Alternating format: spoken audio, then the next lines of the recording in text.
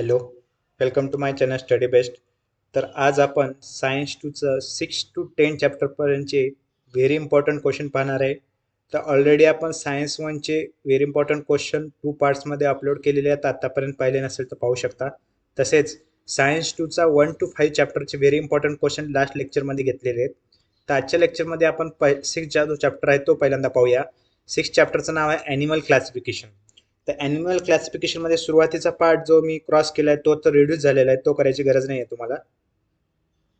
Directly तुम्हाला करायचे page number 62वर जे सर्वात सुरुवातीला जे येल्लोमध्ये तुम्हाला जे डेफिनेशन दिलेली आहे, डेफिनेशन ऑफ ॲनिमल क्लासिफिकेशन. तुम्हाला 1 मार्क्स किंवा MCQमध्ये असा क्वेश्चन विचारला जाऊ शकतो, म्हणून ॲनिमल क्लासिफिकेशनची डेफिनेशन तुम्हाला चांगली करायची आहे. त्याचबरोबर तुम्हाला त्याचे बेनिफिट्स ऑफ ॲनिमल क्लासिफिकेशन जे आहे ते पण तुम्हाला करायचे आहेत. बेनिफिट्स ऑफ ॲनिमल क्लासिफिकेशन इकडे बॉक्समध्ये तुम्हाला दिले आहेत, ब्ल्यूमध्ये पहा. 7 पॉईंट्स आहेत तुम्हाला. या ठिकाणी 2 मार्क्स किंवा क्वेश्चन येऊ शकतो. जर 3 मार्क्सचा क्वेश्चन असा येऊ शकतो की define animal classification and give it's benefits of animal classification, म्हणून असा 3 मार्क्सचा क्वेश्चन येऊ शकतो. म्हणून तुम्हाला ॲनिमल क्लासिफिकेशनची डेफिनेशन आणि त्याचबरोबर हे 7 पॉईंट जे आहेत, जे बेनिफिट्स ऑफ ॲनिमल क्लासिफिकेशन आहेत ते तुम्हाला लक्षात ठेवायचे आहेत. त्यानंतर नेक्स्ट जर बघितलं तर आपल्याला हा पुढचा पार्ट काही रिड्यूस झालेला आहे. नॉन क्रोडेट जो होता पार्ट तो पूर्ण रिड्यूस झालेला आहे. नेक्स्ट पेज नंबर पाहिलं तर पेज नंबर 63 हा सर्वात इम्पॉर्टंट पेज आहे. यामधला तुमचा जो हा जो पूर्ण फ्लो चार्ट जो आहे, तुम्हाला हा फ्लो चार्ट खूप व्यवस्थित करायचा आहे. ह्या पूर्ण चॅप्टर जर डिपेंड असेल तर या फ्लो चार्टवर डिपेंड आहे. किंगडम ॲनिमल आहे, त्याच्यामध्ये 2 आहेत. फायलममध्ये कोणते आहेत, हे 10 टाईप आहेत. हे प्रत्येक तुम्हाला व्यवस्थित करायचं आहे. यावर क्वेश्चन्स तुम्हाला कसाही विचारलं, एक तर फ्लो चार्टचा क्वेश्चन येऊ शकतो, पण या फ्लो चार्टचा आपल्याला खूप यूज होणार आहे. पूर्ण चॅप्टर या फ्लो चार्टवर डिपेंड आहे. हा फ्लो चार्ट तुम्हाला खूप इम्पॉर्टंट आहे.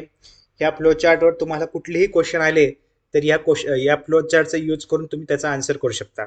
म्हणून हा फ्लो चार्ट जे आहे सायन्स 2मध्ये कधी लक्षात ठेवायचं की फ्लो चार्ट कोणतेही मिस करायचे नाहीत. म्हणून हा फ्लो चार्ट जो आहे 6.3 जो आहे conventional system of animal classification, हा पूर्ण फ्लो चार्ट करायचा आहे. हा जर पूर्ण फ्लो चार्ट केला तर आपलं पूर्ण चॅप्टर यामध्ये कव्हर होतो. त्यानंतर नेक्स्ट जर बघितलं, फ्लो चार्टवर क्वेश्चन असा विचारला जाऊ शकतो की 3 मार्क्सचा तुम्हाला विचारला शकतो. फ्लो चार्ट ड्रॉ करा म्हणून विचारला जाऊ शकतो. एक एक त्यामधलं पण एक्सप्लेन करायला जर विचारलं ते पण आहे पुढे क्वेश्चन, मी तो सांगतो. आता यामधलं काही काही पार्ट रिड्यूस झालेला आहे, जो रेडमध्ये मी दाखवलेला आहे तो करायची गरज नाही आहे तुम्हाला. ग्रेड ऑफ ऑर्गनायझेशन वगैरे हे करायची गरज नाही, हा पार्ट डिलीट झालेला आहे. त्यानंतर नेक्स्ट जर बघितलं तर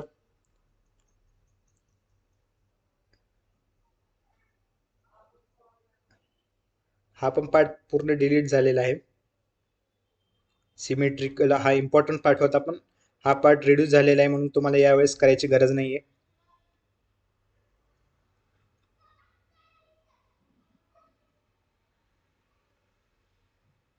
सेम आता जो फ्लो चार्ट अगोदरचा जर तुम्ही केला असेल तर हा फ्लो चार्ट पण तुम्हाला इझी जाईल. तर हा फ्लो चार्ट पण तुम्हाला व्यवस्थित करायचा आहे. ह्यामध्ये सेपरेट सेपरेट पण क्वेश्चन विचारले जाऊ शकतात किंवा फ्लो चार्टवर क्वेश्चन विचारला जाऊ शकतो. हा फ्लो चार्ट पण तुम्हाला व्यवस्थित करायचा आहे. मागच्या फ्लो चार्ट सारखा सेम आहे. आता यावर सेपरेट सेपरेट असे क्वेश्चन विचारले जातात. फायलम जेवढे काही आहेत ते फायलमवर जे आहेत क्वेश्चन, तर त्यासाठी तुम्हाला काय करायचं, प्रत्येक फायलमचं तुम्हाला थोडेसे इन्फॉर्मेशन माहीत असणे गरजेचं आहे. ते एक्झॅक्टली जर सेपरेट जर क्वेश्चन विचारला तर कोणताही फायलम विचारला जाईल हे सांगू शकत नाही. पण आपण जर फ्लो चार्ट जर पूर्ण केला, त्यातल्या त्यात नावं जर केली आणि प्रत्येक फायलमचं थोडंसं स्पेसिफिकेशन जर आपण बघितलं, 2 to 3 पॉईंट्स जर बघितले प्रत्येकाचे किंवा त्याचे एक्झाम्पल जर बघितले तर तुम्हाला व्यवस्थित कळतील. तर जेवढे फायलम्स आहेत त्याचे 2-3 मेन पॉईंट्स आणि त्याचबरोबर हे जे एक्झाम्पल दिलेले आहेत, हे एक्झाम्पल तुम्हाला खूप इम्पॉर्टंट आहेत. 1 to 2 एक्झाम्पल करा मेन मेन पहिले दिलेले, तेच तुम्हाला ऑड मॅन आउट वगैरे यामध्ये पण खूप यूज होणार आहेत. म्हणून काय करायचं, जेवढे काही फायलम आहेत त्या प्रत्येक फायलमचे 2 ते 3 पॉईंट जे आपण फ्लो चार्टमध्ये जेवढे फायलम आहेत तेवढे सगळ्या फायलमचे एक्झाम्पल आपल्याला करायचे आहेत आणि 2 to 3 पॉईंट जे आहेत मेन कॅरेक्टरिस्टिक्स जे आहेत ते करायचं आहे. ॲक्च्युअली डेफिनेशन टाईप जेवढे काही फायलम आहेत तेवढे. हा चॅप्टर थोडासा मोठा वाटेल, पण जर तुम्ही एक ड्रॉ जर केलं फ्लो चार्ट व्यवस्थित आणि त्यामधले जर एक्झाम्पल्स जर घेतले, आता हे पण तुम्हाला करायचं आहे, जे प्रत्येक वेळेस मी सांगणार नाही. फायलम जे आहेत त्यामधले तुम्हाला जे काही तुम्हाला इझी जे वाटतं, ते जे इम्पॉर्टंट वाटतं ते 2 to 3 पॉईंट्स करा आणि त्याचे मेन एक्झाम्पल्स करायला विसरू नका. एक्झाम्पल्स खूप महत्त्वाचे आहेत, जे की तुम्हाला यूज होऊ शकतात पुढे चालून सुद्धा. जर तुम्ही फ्लोचार्ट व्यवस्थित केला आणि त्यामधले जर फ्लोचार्टमध्ये जर तुम्ही जे आहे फ्लोचार्ट जो मोठा फ्लोचार्ट आहे त्यामध्ये जर ह्या फायलमच्या खाली प्रत्येकाचे कॅरेक्टरिस्टिक्स 2 to 3 पॉईंट्स आणि एक्झाम्पल जर तसंच जर तुम्ही फ्लोचार्ट मोठा फ्लोचार्ट तयार केला तर तुम्ही तसं लक्षात ठेवा, तुम्हाला सोपं जाईल. असे सेपरेट करण्यापेक्षा एक्झाम्पल मात्र तुम्ही सगळे करायचे आहेत. हे हा जो पार्ट आहे काय रिड्यूस झालेला आहे हे करायची गरज नाही. फक्त फायलम जे आहे त्याचे 2 to 3 पॉईंट्स आणि एक्झाम्पल करा यामध्ये, पण प्रत्येक ह्याच्यामध्ये जेवढे आहेत तेवढे करायचे आहे. यामधलं कुठला क्वेश्चन येईल एक्झॅक्टली सांगू शकत नाही. त्यामुळे आपल्याला या चॅप्टर पूर्ण जो आहे तो फ्लो चार्टवर आहे आणि त्या फ्लो चार्टमध्ये तुम्ही काय करा, जो फायलम दिलेला आहे त्याचे 2 ते 3 पॉईंट लिहा आणि एक्झाम्पल्स लिहा. हे सर्व तुम्हाला करायचं आहे. त्यानंतर नेक्स्ट जर बघितलं, बॉडी सिमेट्रीचा पार्ट कट झालेला आहे, त्यामुळे यावरच क्वेश्चन येणार आहेत. कोणते क्वेश्चन येतील हे सांगता येत नाही. आता यामध्ये डायग्राम जे आहेत, ह्या 3 डायग्राम्स आहेत. हा क्वेश्चन खूप वेळेस विचारले. ही नाही डायग्राम, खालची जी डायग्राम आहे ही डायग्राम तुम्हाला दिलेली आहे आणि त्याचे नॉमेनक्लेचर फक्त विचारलेले आहेत तुम्हाला एक वेळेस ही एक्झाम एका एक्झाम मध्ये. तसेच ही पण जी एक्झाम आहे फ्रॉकची, यामध्ये पण तुम्हाला नॉमेनक्लेचर विचारलेले आहे. ड्रॉ करायला कधी मॅक्झिमम टाइम विचारली नाहीये, त्यामुळे त्याचे नॉमेनक्लेचर आहेत ते तुम्हाला लक्षात ठेवायला पाहिजे. ही पण डायग्राम जी आहे पिजनची, याचे पण नॉमेनक्लेचर विचारलेलं आहे. 2 मार्क्सला क्वेश्चन विचारला होता. हे ड्रॉ करून दिलेले असते आणि तुम्हाला इथे असे धरून 1 number, 2 number, 3 number, 4 number, 5 number असे दिलेले असतात. मग 1 नंबरच्या ठिकाणी नाव काय येईल, 2 नंबरच्या, तर त्याचं नॉमेनक्लेचर तुम्ही लक्षात ठेवा. सिम्पल आहे, खूप इझी आहे.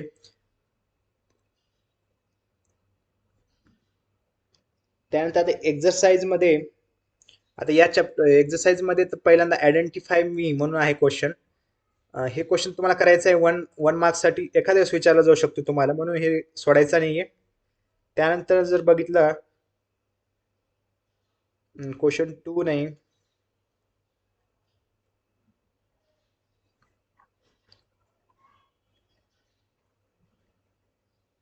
गिव्ह सायंटिफिक रिझन, 6 नंबरचा जो क्वेश्चन आहे त्यामध्ये सायंटिफिक रिझन तुम्हाला 5ची सायंटिफिक रिझन करायचे आहेत.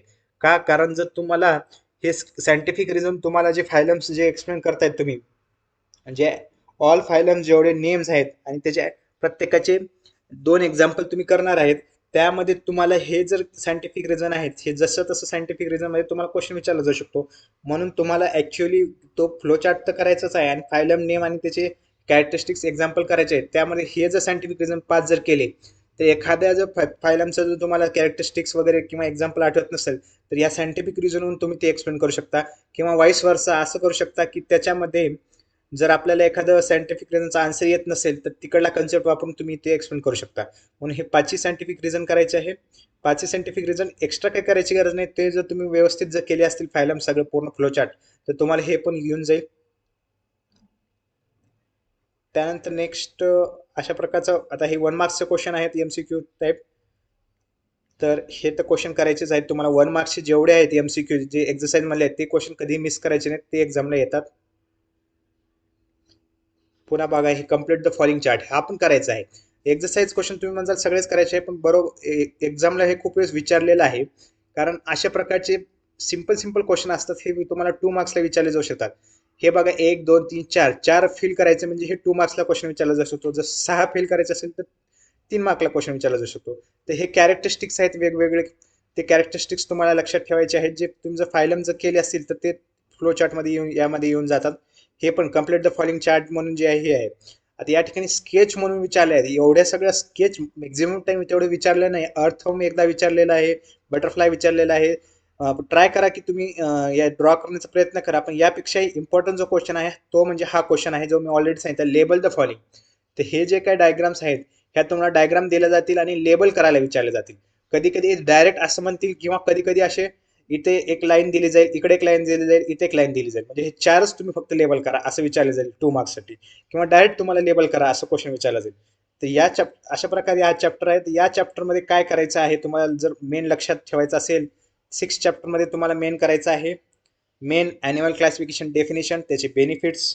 पुन्हा त्यानंतर जे आहे पेज नंबर 63 वर एक जो चार्ट दिलेला आहे तो पूर्ण चार्ट करायचा आहे आणि जेवढे फायलम आहेत त्याचे सगळ्यांची नावं आणि प्रत्येकाचे एक दोन कॅरेक्टरिस्टिक्स आणि ॲटलिस्ट 2 एक्झाम्पल प्रत्येकाचे फायलमचे जे फ्लो चार्ट सांगितलं आहे ते तुम्हाला करायचे आहेत. हा होता 6 चॅप्टर. आता त्यानंतर 7 चॅप्टर आपल्याला बघायचं आहे, इंट्रोडक्शन टू मायक्रोबायोलॉजी. तर मायक्रोबायोलॉजीमध्ये सर्वात पहिला जो क्वेश्चन आहे डेफिनेशन ऑफ मायक्रोबायोलॉजी, हे आपल्या 1 मार्क्सला विचारला जाऊ शकतो क्वेश्चन. त्याचबरोबर बेनिफिट्स ऑफ मायक्रोबायोलॉजी म्हणून सुद्धा क्वेश्चन विचारला जाऊ शकतो. तर बेनिफिट्समध्ये तुम्हाला बेनिफिट्स आणि दोन्ही एकत्र जर विचारला, डिफाईन मायक्रोबायोलॉजी आणि बेनिफिट्स ऑफ मायक्रोबायोलॉजी, असा 3 मार्क्सचा क्वेश्चन बनला जाऊ शकतो. तसेच आता हे प्रोडक्ट जे आहेत, हे छोट्या छोट्या गोष्टी आहेत, ही MCQ मध्ये किंवा सायंटिफिक रिझन अशा क्वेश्चनमध्ये विचारत होतात. डेअरी प्रोडक्ट्समध्ये यूज करतो, तर त्याच्यामध्ये कोणता बॅक्टेरिया यूज करतो, तो आहे क्वेश्चन आपला. लॅक्टोबॅसिलस म्हणून आहे, तो विचारला जाऊ शकतो. त्यानंतर हे बघा, योगर्ट प्रोडक्ट्समध्ये कोणता बॅक्टेरिया यूज केला जातो, त्याचं नाव तुम्हाला ॲक्च्युली माहीत पाहिजे. त्याचं प्रपोर्शन आपल्याला माहीत पाहिजे. 1:1 मध्ये आपण यूज करतो, हे 1:1 प्रपोर्शनमध्ये यूज करतो. तर सिम्पल क्वेश्चन असतात. तुम्ही जर नुसतं रीड जरी केलं तर तुम्हाला येईल. कोणता बॅक्टेरिया यूज करतो हे पण माहीत पाहिजे प्रत्येकामध्ये एक्झाम्पलमध्ये. बटर नाही. त्यानंतर पुढे बघितलं तर इम्पॉर्टंट यामध्ये प्रोबायोटिक्समध्ये सुद्धा तुम्हाला कोणता बॅक्टेरिया यूज केला जातो, तसेच यामधले एक्झाम्पल पण तुम्हाला व्यवस्थित करायचे. एक्झाम्पल पण तुम्हाला विचारलं जाऊ शकतं, पण एक्झाम्पल पण चांगलं करायचं आहे. हे चॅप्टर जनरल चॅप्टर आहेत. यामध्ये तुम्हाला थोडे सर्व पॉईंट फक्त रीड करायचे आहेत, पण मेन जे पॉईंट आहेत, बॅक्टेरिया कोणता यूज करतो, त्याचे एक्झाम्पल काय आहेत, असे 3 to 4 पॉईंट्स ते लक्षातच ठेवायचे आहेत आणि बाकीचे पॉईंट फक्त रीड करायचे आहेत. कारण हे क्वेश्चन तुम्हाला कुठे ना कुठे विचारतात. हे ब्रेडमध्ये तुम्हाला कोणता ब्रेड प्रोडक्शनसाठी कोणता बॅक्टेरिया यूज करता, असा क्वेश्चन विचारला जातो. तर बॅक्टेरियाचं नाव तुम्हाला लक्षात ठेवायचं आहे. एखाद्या सायंटिफिक रिझन क्वेश्चन बनू शकतो, तर ते तुम्ही फक्त रीड करून घ्या. हे रीड जर केला तर सायंटिफिक रिझनचा कोणता क्वेश्चन आहे तर मी एक्सरसाइजमध्ये सांगणार आहे, तोच क्वेश्चन तुम्ही सॉल्व्ह करू शकता. आता व्हिनेगर प्रोडक्शनमध्ये सुद्धा बॅक्टेरिया कोणता यूज करतो एक्झॅक्ट एवढं माहित पाहिजे फक्त तुम्हाला. प्रत्येकामध्ये बॅक्टेरिया कोणता यूज होतो हे तुम्हाला क्वेश्चन तुम्हाला विचारलं जाऊ शकतो. सेपरेट 1 मार्क्सला विचारला जाऊ शकतो, टेबल करून विचारला जाऊ शकतो, काही विचारलं जाऊ शकतो, ते लक्षात ठेवायचं आहे.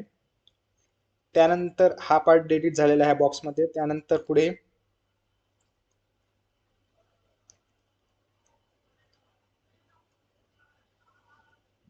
हा पार्ट तेवढं काही इम्पॉर्टंट नाही आहे. अँटीबायोटिक्सवर तुम्हाला छोटंसं काहीतरी डेफिनेशन किंवा काही एक्झाम्पल वगैरे विचारलं जाऊ शकते. म्हणून अँटीबायोटिक्स हा पण इम्पॉर्टंट आहे क्वेश्चन, लक्षात ठेवा तुम्ही. फ्युएल्स हा इम्पॉर्टंट होता, पण हा पार्ट डिलीट झालेला आहे, त्यामुळे आता हे करायची गरज नाही आहे. हे इम्पॉर्टंट आहे. बायोफ्युल जे आहे, बायोफ्युल प्रोडक्शन म्हणून आपल्याला क्वेश्चन विचारला जाऊ शकतो. हा 3 मार्क्सचा किंवा जर 5 मार्क्सचा क्वेश्चन जर बनत असेल, याचं वेटेज मला एक्झॅक्टली आठवत नाहीये, पण जर ह्याचं 5 मार्क्सचा जर क्वेश्चन यामध्ये होत असेल तर बायोफ्युल असा क्वेश्चन विचारला जाऊ शकतो 5 मार्क्सला. पण 3 मार्क्सच्या तयारीने जाऊन करा तुम्ही. फक्त ही डायग्राम करा व्यवस्थित, आणि ती प्रोसेस काय आहे बायोफ्युलची इझी आहे, आपण एन्व्हायरमेंटमध्ये वगैरे शिकलेली आहे. तेच प्रोसेस तुम्हाला लक्षात ठेवायची आहे बायोफ्युलची, ती तुम्ही करा व्यवस्थित. त्यानंतर हा पार्ट डिलीट झालेला आहे, तो इम्पॉर्टंट होता पण आता तो डिलीट झालेला आहे. त्यानंतर क्लीन टेक्नॉलॉजी आहे, पण तेवढं इम्पॉर्टंट नाही आहे. त्यापुढे बघितलं तर मायक्रोब्स फार्मिंग पण विचारलं जाऊ शकतं, एवढं इम्पॉर्टंट नाही आहे हे. तर या चॅप्टरमध्ये मी सांगितलेलं आहे काय. आता एक्सरसाइज मधलं बघू. पहिला क्वेश्चन तर तुम्हाला ऑब्विसली करायचा आहे, MCQ आहे. क्वेश्चन 2 जो आहे MCQ आहे, तो पण करायचा आहे. आता आन्सर द फॉलोइंग मध्ये यामध्ये क्वेश्चन कोणते आहेत हे तुम्ही एकदा रिवाइज करा. यामध्ये जर 1 मार्क्स कोणता क्वेश्चन असेल तो तर मिस करू नका. क्वेश्चन 1 आणि क्वेश्चन 2 तर तुम्ही करा. क्वेश्चन 4 पण करा. अशा प्रकारचं तुम्हाला विचारलं जाऊ शकतं फील करा म्हणून. सायंटिफिक रिझन तिन्ही करायचे या ठिकाणी. तिन्ही सायंटिफिक रिझन जे मी तुम्हाला सांगितले, बॅक्टेरिया जे यूज होतात ब्रेड फॉर्मेशनमध्ये किंवा विनेगर प्रोडक्शनमध्ये, तिथे हे यूज होणार आहेत, हे पण करा. पुन्हा त्यानंतर क्वेश्चन 6 कम्प्लीट हे पण करा. चार्ट हे कोणतेही सोडू नका तुम्ही. चार्ट तुम्हाला डायरेक्ट सिंपल मार्क्स आहेत, खूप कमी मार्क्स, कमी वेळ लागतो याला आणि जास्त मार्क्स भेटतात यामध्ये. 4 फक्त फिल करायचे असतात. फक्त फक्त एक्झॅक्ट नावं माहीत असणे गरजेचं आहे. तर अशा प्रकारे हा चॅप्टर होता. तर या चॅप्टरमध्ये जर सर्वात इम्पॉर्टंट जर क्वेश्चन मधले 7 चॅप्टरमध्ये, तर मी एकदा आणखी एकदा सांगतो. 7 चॅप्टरमध्ये होतं मायक्रोबायोलॉजी, त्याचबरोबर बेनिफिट्स ऑफ मायक्रोबायोलॉजी, त्यामध्ये होतं डेअरी प्रोडक्टमध्ये बॅक्टेरियाचं नाव काय, पुन्हा योगर्ट प्रोडक्शनमध्ये बॅक्टेरियाचं नाव काय, पुन्हा त्यानंतर काय होतं यामध्ये ब्रेड प्रोडक्शन, व्हिनेगर प्रोडक्शन, त्यामध्ये बॅक्टेरियाचे नाव काय, एक्झाम्पल लक्षात ठेवायचे आहेत. क्लीन टेक्नॉलॉजी एवढे इम्पॉर्टंट नाही, पण करा. बायोफ्युएल हे चांगलं करायचं आहे क्वेश्चन. बायोफ्युएल तुमचा विचारला जाऊ शकतो. त्याचबरोबर मला सांगायचं राहिले की विनेगर प्रोडक्शनमध्ये ते ॲसिटिक ॲसिड वगैरे यूज करतो, तर ते तुम्हाला MCQ मध्ये विचारलं जाऊ शकते. तसेच आणखीन यामध्ये अँटीबायोटिक विचारलं जाऊ शकतं. तर हे इम्पॉर्टंट क्वेश्चन आहेत, हे करा आणि बाकीचे तुम्ही थोडं रीड करून घ्या हे क्वेश्चन. त्यानंतर चॅप्टर 8 मध्ये पहा सेल बायोलॉजी आणि बायोटेक्नॉलॉजी. तर यामध्ये सर्वात पहिली जी आहे डेफिनेशन यामध्ये आहे सायटोलॉजीची डेफिनेशन तुम्हाला माहित असणं गरजेचं आहे. खूप वेळेस विचारलेले आहेत, लर्न करा. तुम्हाला एकदा कन्सेप्ट जर कळाला तर एकदम व्यवस्थित येईल. पुन्हा स्टीम सेलची युजेस ऑफ स्टीम सेल म्हणून क्वेश्चन विचारला जातो खूप वेळेस, ते तुम्हाला करायचं आहे. स्टीम सेल डेफिनेशन पेक्षा युजेस खूप महत्वाचे, ते करा व्यवस्थित. त्यानंतर काही काही पार्ट डिलीट झाले आहेत, तो करायची गरज नाही आहे. हे बघा युजेस ऑफ स्टीम सेल जे आहेत हे 1, 2 हे पॉईंट तुम्हाला व्यवस्थित करायचे. हा क्वेश्चन विचारला जाऊ शकतो, युजेस ऑफ स्टीम सेल, हे लक्षात ठेवा. त्यानंतर पुढे जर बघितलं बायोटेक्नॉलॉजीची डेफिनेशन ही तुम्हाला लक्षात ठेवायची आहे. त्याबरोबर बेनिफिट्स ऑफ बायोटेक्नॉलॉजी पुढे पार्ट असेल तो बायोटेक्नॉलॉजी. तुम्ही सांगतोय तुम्हाला बायोटेक्नॉलॉजीचे डेफिनेशन आणि बेनिफिट्स ऑफ बायोटेक्नॉलॉजी असा 3 मार्क्सचा व्हेरी व्हेरी इम्पॉर्टंट क्वेश्चन आहे, हे लक्षात ठेवा. खूप वेळेस विचारलेला आहे. बायोटेक्नॉलॉजी डेफिनेशन आणि बेनिफिट्स ऑफ बायोटेक्नॉलॉजी. ठीक आहे. या ठिकाणी क्वेश्चन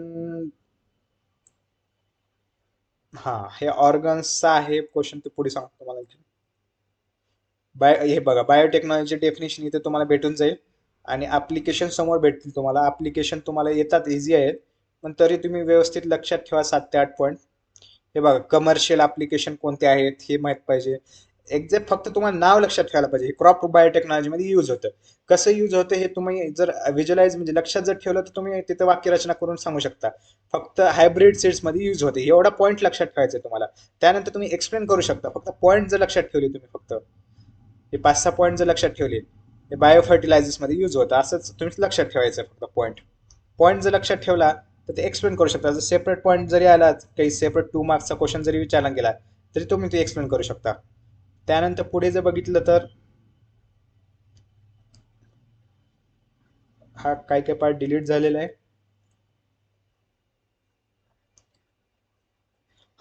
2 मार्क्सचा क्वेश्चन या ठिकाणी बनला जातो. DNA फिंगरप्रिंटिंगवर 2 मार्क्सचा क्वेश्चन विचारला जाऊ शकतो. ते तुम्ही DNA फिंगरप्रिंटिंगचे थोडं व्यवस्थित लक्ष करायचं आहे. DNA फिंगरप्रिंटिंगवर 2 मार्क्सचा क्वेश्चन विचारण्यात येऊ शकतो. त्यानंतर ग्रीन रिव्होल्युशन हा पण इम्पॉर्टंट आहे. ॲग्रिकल्चरमधलं खूप महत्त्वाचं आहे ग्रीन रिव्होल्युशन म्हणून. यावर रिलेटेड क्वेश्चन विचारला जाऊ शकतो. यावर क्वेश्चन कसा विचारला जाईल तर थोडा जनरल क्वेश्चन विचारला जाईल, किंवा MCQ मध्ये सुद्धा हे जी जनरल माहिती आहे, इंडियन ॲग्रिकल्चर रिसर्च इन्स्टिट्यूट आहे न्यू दिल्लीला वगैरे, यावर रिलेटेड किंवा सोलापूरला जे आहे यावर रिलेटेड क्वेश्चन MCQ मध्ये होऊ शकतो. म्हणून ग्रीन रिव्होल्युशन लक्षात ठेवायचं आहे थोडंसं माहिती. पुन्हा व्हाईट रिव्होल्युशन मध्ये सुद्धा तुम्हाला एक्झॅक्ट काय असते हे तुम्ही बघून घ्या, कारण हे ग्रीन रिव्होल्युशन, व्हाईट रिव्होल्युशन आणि ब्ल्यू रिव्होल्युशन. ग्रीन रिव्होल्युशन कशासाठी आहे मेन एवढं लक्षात ठेवायचं, वीट राईससाठी आहे. व्हाईट रिव्होल्युशन मध्ये मिल्क आहे आणि ब्ल्यू रिव्होल्युशन मध्ये काय आहे, फिश आहे. हे एवढं पॉईंट लक्षात ठेवलं तरी तुम्ही सर्व काही गोष्टी एक्सप्लेन करू शकता. फक्त तुम्ही एकदा वाचून घ्या.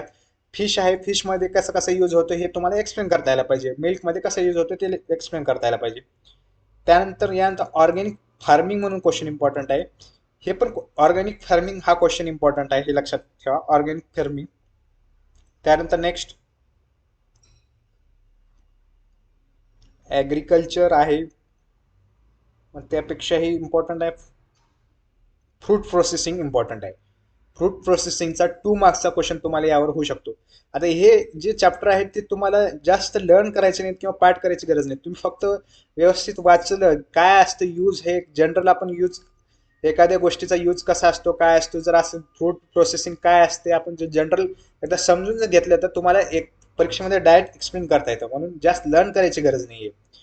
एक्झरसाइज मधले क्वेश्चन तर तुम्हाला येतात. फर्स्ट क्वेश्चन करायचाच आहे, एमसीक्यू आहे, जेवढे एमसीक्यू क्वेश्चन तेवढे करायचेच आहेत. क्वेश्चन 2 करायचा आहे, क्वेश्चन 3 करा. क्वेश्चन 4 मध्ये तुम्हाला बायोटेक्नॉलॉजी प्रोफेशनल युजेस म्हणले, पण मी म्हणतो की बायोटेक्नॉलॉजी डेफिनेशन आणि त्याचे सर्व जेवढे काही युजेस आहेत तेवढे लक्षात ठेवण्याचा प्रयत्न करा, त्याचे पॉईंट्सची नावं.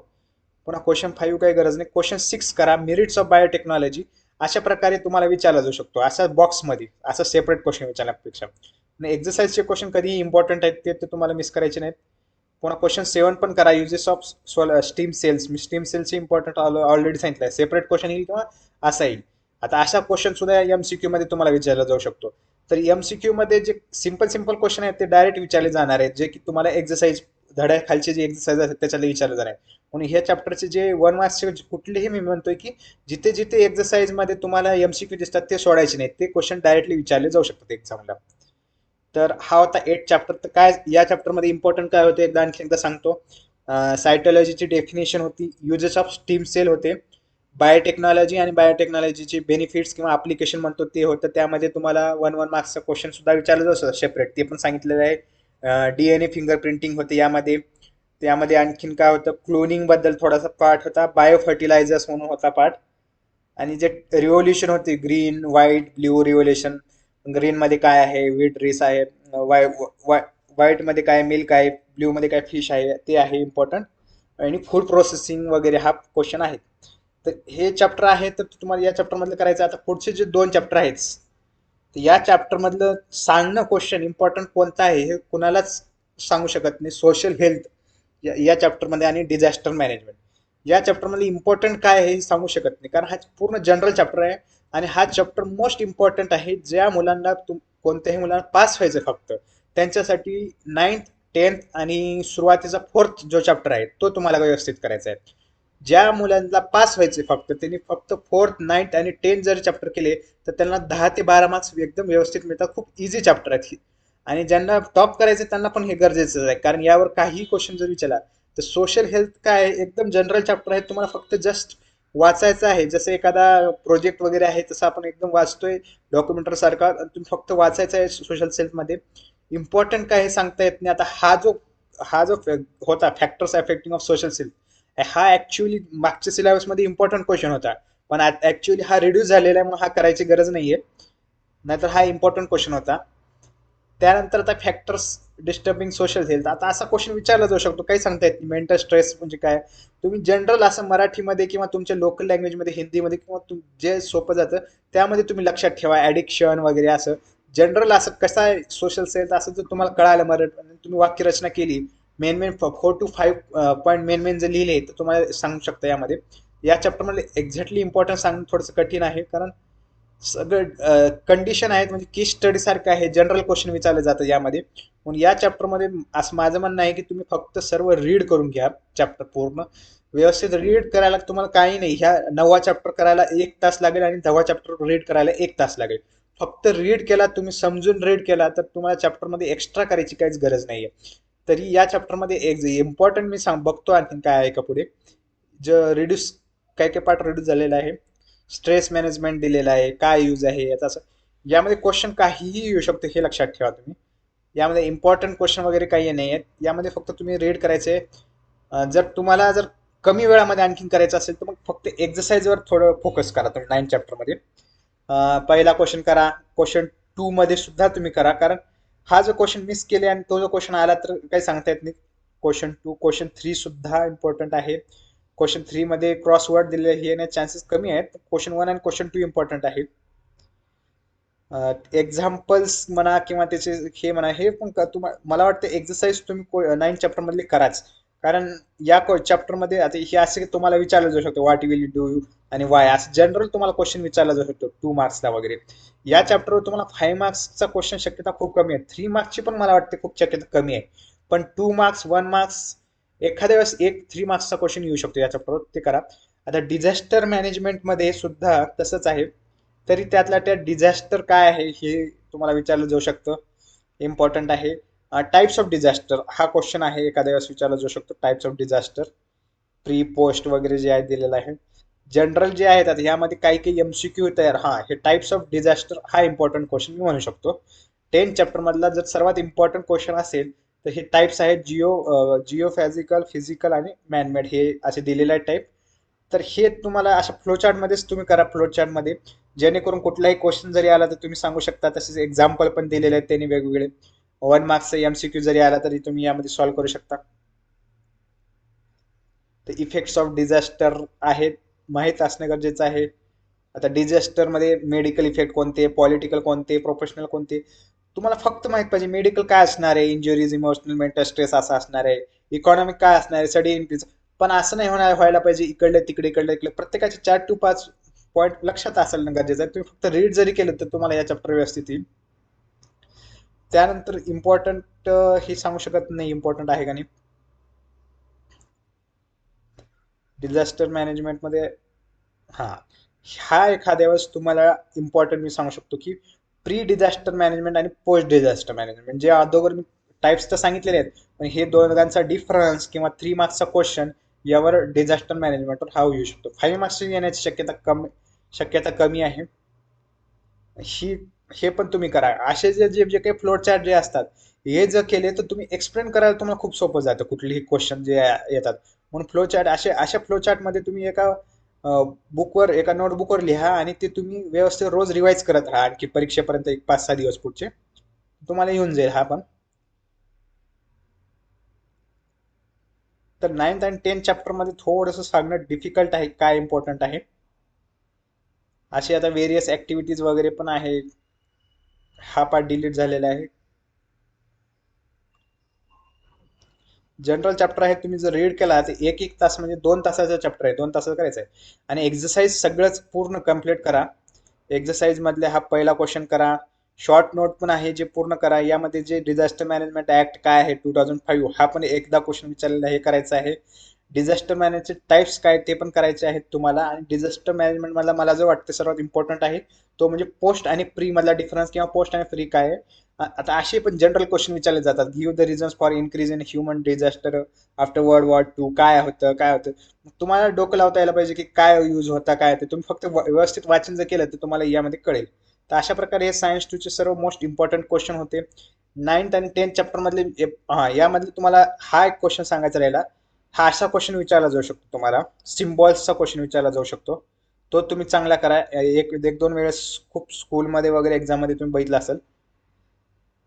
प्रॉपर्टीज आहेत इम्पॉर्टंट, त्यापेक्षा जे सिम्बॉल जे आहेत, सिग्नलचे वगैरे सिम्बॉल म्हणा किंवा असे सिम्बॉल, हे असा क्वेश्चन विचार. Some symbols are given below, explain this symbol which disaster may occur if this symbols are ignore. हे जर इग्नोर केले तर डिझास्टर काय होईल, म्हणून आपल्याला क्वेश्चन असा विचारला जाऊ शकतो. किंवा सिम्बॉलचं सिग्निफिकन्स, आता ओके असा हा विचारला जाऊ शकतो, हे काय आहे.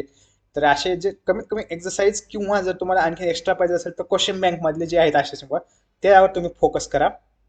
तर अशा प्रकारे सायन्स 2चे सर्व इम्पॉर्टंट क्वेश्चन होते. तर नेक्स्ट व्हिडिओमध्ये मी प्रयत्न करेल की मॅथ 1 आणि मॅथ 2 चे मोस्ट इम्पॉर्टंट क्वेश्चन जे आहेत ते सांगण्याचा प्रयत्न करेल. थँक्यू.